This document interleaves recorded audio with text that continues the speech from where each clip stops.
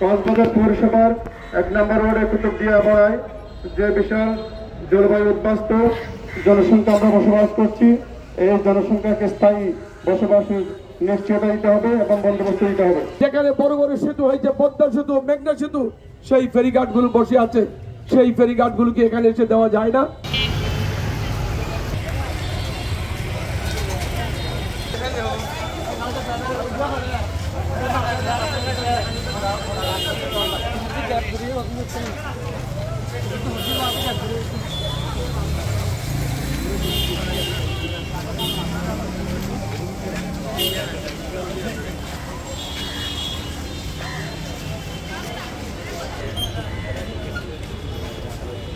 সবচেয়ে গুরুত্বপূর্ণ যে দাবিটা এই মুহূর্তে আমরা করতে যাচ্ছি সেটা হলো কক্সবাজার পৌরসভার 1 নম্বর ওয়ার্ডে কুতুবদিয়া পাড়ায় যে বিশাল জলবায়ু উদ্বাস্ত জনসংখ্যা আমরা বসবাস করছি, এই জনসংখ্যাকে স্থায়ী বসবাসের নিশ্চয়তা দিতে হবে এবং বন্দোবস্ত দিতে হবে।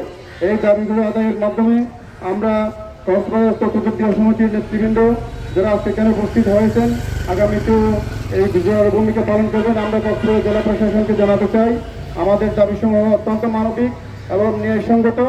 কুতুবদিয়া যদি না থাকে, মহেশখালী যদি না থাকে, উপকূলীয় ছোট বড় দ্বীপগুলো যদি না থাকে, তাহলে সরাসরি এই জোয়ারের যে ঘূর্ণিঝড়ের ধাক্কাটা কিন্তু মূল ভূখণ্ডে আঘাত নামবে। তাইলে মূল ভূখণ্ড রক্ষার জন্য কুতুবদিয়া, মহেশখালী এরকম দ্বীপগুলো খুব গুরুত্বপূর্ণ।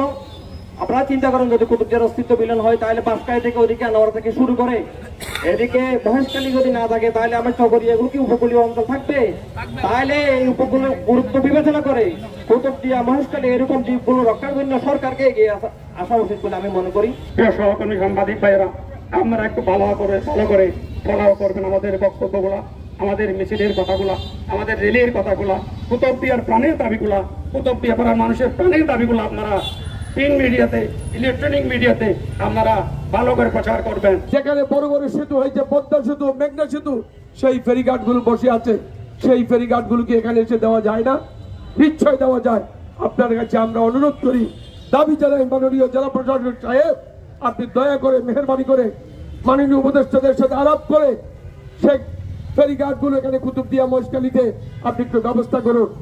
আরেকটা লক্ষ্য জানে আপনার সরকারি বেসরকারি অফিসে, সেই সচিবালয় থেকে শুরু করে ডিসি অফিস, ইউনো অফিস থেকে শুরু করে প্রত্যেকটি অফিসে এই কুতুবদিয়ার মানুষ, অফিসার এখনো বিদ্যমান আছে, সচিবালয় আছে। কেন আমরা আপনার এত অবহেলিত?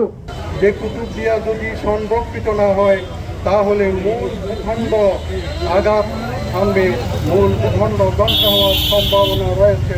সুতরাং কুতুবদিয়ার যে দাবিগুলো, সেই দাবিগুলো শুধু কুতুবদিয়ার জন্য নয়, সেই দাবিগুলো পুরো জেলার দাবি। আসুন আমরা সংঘবদ্ধ হই। ইতিহাসে যত পরিবর্তন হয়েছে সকল সংঘবদ্ধ জনতায় পরিবর্তন করতে পেরেছে। আমি বারবার আশাবাদী, আজকে আমরা জেগে উঠেছি, এটি আমরা ধরে রাখবো। কুতুবদিয়ার যে সকল মানুষরা বাংলাদেশের বিভিন্ন জায়গায় প্রতিনিধিত্ব করছেন, উচ্চ পদে আসীন হয়েছে, আপনাদের কাছে আমরা দাবি রাখছি আপনারা উপরের মহলে লিয়াজু করেন, সমন্বয় করেন, স্থানীয়ভাবে আমরা এখানে আন্দোলন সঙ্গে রাখবো। আমরা আশা করি আগামীতে আমরা কেউ বঞ্চিত হবে না।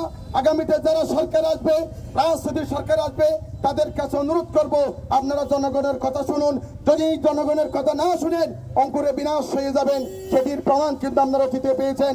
আশা রাখছি আমরা আমাদের যে দাবি রেখে এখানে সমবেত হয়েছি, সেই দাবি অনতিবিলম্ব অন্তর্বর্তীকালীন সরকার পূরণ করে, আমাদের এই দাবি পূরণ করে তারা আমাদের আস্থা অর্জন করবে।